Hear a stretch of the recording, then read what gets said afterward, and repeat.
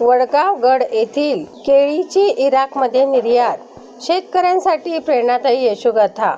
जळगाव जामोद सातपुड्याच्या पायथ्याशी वसलेले वडगावगड येथील युवा शेतकरी शुभम श्रीराम गई यांच्या शेतातील G9 जातीच्या केळीने थेट आंतरराष्ट्रीय बाजारपेठ गाठत इराकमध्ये प्रवेश केला आहे।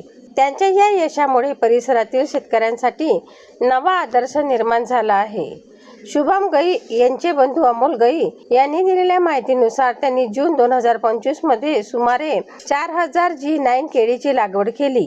योग्य नियोजन, आधुनिक तंत्रज्ञानाचा वापर आणि सातत्यपूर्ण निगा राखल्यामुळे त्यांच्या केळीला उच्च दर्जा प्राप्त झाला। हिवरखेड येथील केळी व्यापाऱ्यांनी देहात कंपनीशी समन्वय साधत पहिल्या टप्प्यात तब्बल 30 टन केळी इराकला निर्यात केली आहे। या केळीला एक्सपोर्ट दर्जाचे पॅकिंग करून प्रति किलो सुमारे 15 रुपयाचा दर मिळाला आहे। 2.5 एकर क्षेत्रात 3 टप्प्यात सुमारे 100 टन उत्पादन अपेक्षित असून सुमारे 2.5 लाख रुपये खर्च करून तब्बल 14 लाख रुपयाचे उत्पन्न मिळवण्याचा अंदाज व्यक्त करण्यात आला आहे। या यशामागे सुशील शिंदे जळगाव यांचे मार्गदर्शन तसेच अमोल गई यांची मेहनत महत्त्वाची ठरली।